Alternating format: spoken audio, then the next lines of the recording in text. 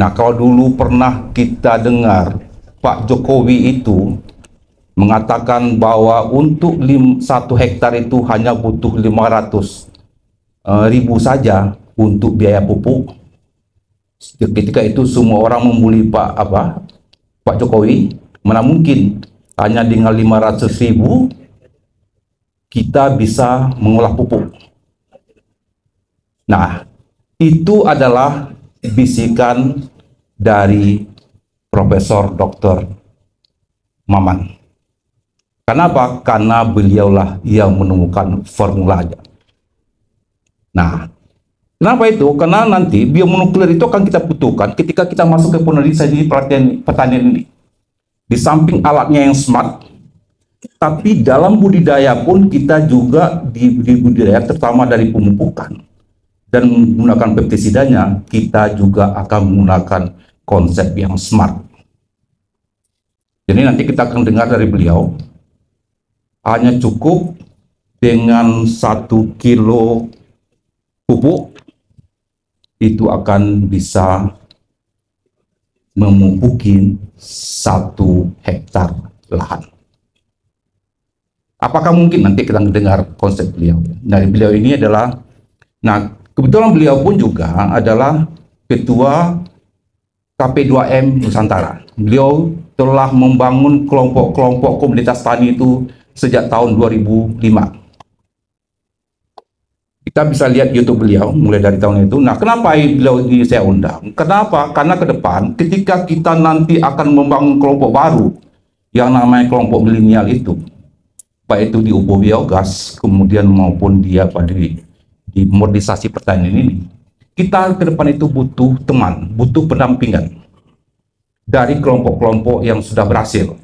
Nah, nanti saya akan tunjukkan kepada teman-teman video dari hasil komunitas yang telah dibangun oleh Pak Hayam Majal.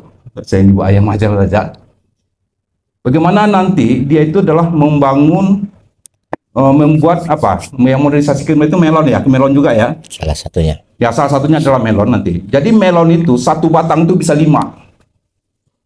Bisa 5 buahnya dengan ukuran yang sama. Nah, nanti kita akan minta rahasianya. Beliau juga mau membukakan formulanya kepada kita nanti untuk itu. Nah, jadi nanti banyak sekali ilmu yang bisa kita timba dengan beliau. Dan si beliau pun sekarang ini sedang dipakai oleh Panglima di Mabes TNI untuk ketahanan pangan. Dan Senin beliau akan jumpa dengan Pak Menteri kita, Pak Amran, untuk menggolkan proyek 1 juta hektar untuk tanaman jagung. Jadi langkah kita bisa mengundang beliau kemari. Nah, untuk itu nanti kita akan coba berbagi dengan beliau. Beliau nanti akan untuk urusan budidaya, nanti kita akan minta smart dari budidaya itu seperti apa. Nanti angka beliau yang akan jelaskan. Kemudian di sebelah kiri saya juga ada Pak Hafiz. Pak Hafiz merupakan teman kita sebenarnya dari Kementan juga ya. Jadi di Kementan itu ada sebuah lembaga baru ya Pak Hafiz ya. Namanya apa? Saya BS. Ya, nanti jelaskan saya dulunya. Banyak. Itu adalah lembaga baru yang ada di Kementan yang khusus menangani yang terkait dengan teknologi modernisasi Pak ya. Intinya adalah itu, termasuk juga agroklimat dan segala macam. Nanti kita akan, nah Pak Hafiz lah nanti akan menjelaskan kepada kita garis greenhouse yang akan kita bangun itu apa saja peralatan smart minimal yang harus kita butuhkan, termasuk juga depth irigasinya seperti apa, termasuk juga penyempalan hama dan segala macam, kemudian termasuk juga bagaimana model greenhouse yang harus kita buat di lahan itu. Kira-kira seperti itu gambarnya. Nah, mungkin saya jelaskan sedikit apa yang teman-teman harus lakukan. Kalau teman-teman yang Purbalingga berminat untuk kegiatan ini ke depan, pertama teman-teman harus melakukan CPCL. Ini tadi sudah saya sampaikan ya. Jadi sebenarnya latar belakangnya tadi itu, latar belakang pertama adalah kita ingin meningkatkan keterlibatan petani milenial. Kemudian bahwa subjek kita subjek irigasi, maka kita juga harus menunjang ya tupoksi dari subjek kita. Kemudian nanti kita akan meningkatkan produktivitas kita di apa? Di upland. Karena apa? Karena salah satu tujuan output yang akan dikejar setelah proyek ini selesai adalah produktivitas dari petani. Setelah proyek ini selesai, nanti akan diukur produktivitasnya berapa. Kalau produktivitas komoditi yang kita tanam itu tidak meningkat, maka kita dinilai gagal. Ya kan? Karena ada dua itu ya. Pertama, peningkatan produktivitas. Yang kedua itu apa? Peningkatan pendapatan petani. Itu. Jadi pedom jangan lupa ya. Nah, ini tujuannya seperti itu. Nah, ini tadi sudah saya Nah, kita masukkan ini. Nah, apa yang harus teman-teman lakukan? Sebenarnya ini adalah petunjuk teknisnya sudah kita buat ya. Nanti tinggal kita share nanti sudah disetujui oleh Irjen. Nanti setelah final kita akan bagikan kepada seluruh masing-masing dinas ya. Nanti masing-masing dinas nanti akan mencoba mereview. Tapi secara umum seperti ini. Nanti jadi bagi kabupaten yang berminat, mereka itu harus pertama adalah kelompok taninya sebagian besar haruslah milenial. Itu dulu. Kenapa? Karena kita akan bermain dengan teknologi yang lumayan tinggi di sini. Karena kita akan ada smart, ada IoT, dan kita akan menggunakan drip irigasi. Nah, untuk itu, satu kelompok itu minimal menyiapkan lahan sebesar 500 sampai 1000 meter persegi.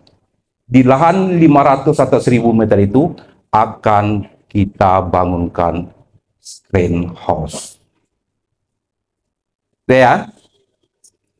Nah, greenhouse. Ya. Nah, kemudian di dalam greenhouse itu akan kita lengkapi dengan teknologi smart. Nah, apa teknologi smartnya nanti akan dijelaskan oleh Pak Afid.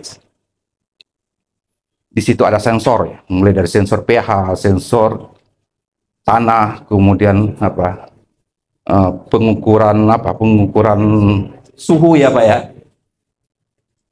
Termasuk juga adalah sensor soil. Sensor soil itu adalah untuk mengukur nutrisi yang ada di tanah, baik itu N, P, dan K.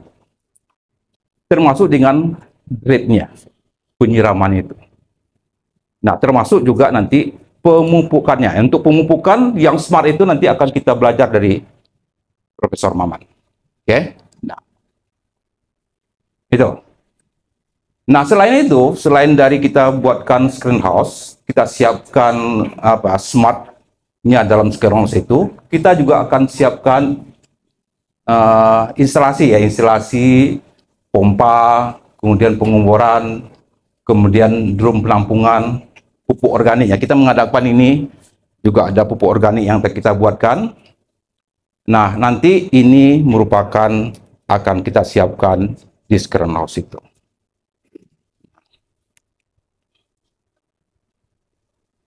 Nah, kemudian yang penting sekali lagi bahwa di lahan yang 1000 meter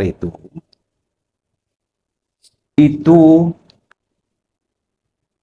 harus disiapkan oleh kelompok tani dengan tidak ada biaya ganti rugi.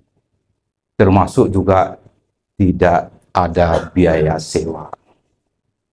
Ya, seperti UPO biogas ya. UPO biogas kan kemarin kita berapa? 500 meter. Ini pun juga seperti itu. Nah, kemudian lahan yang ini ibahnya itu selama minimal 10 tahun tidak boleh dialih fungsikan. Ya. Nah, jadi nanti akan ada surat perjanjian ibah pinjam atau ibah pakai antara Dinas Pertanian dengan kelompok. Nah, mungkin itu saja gambaran umumnya.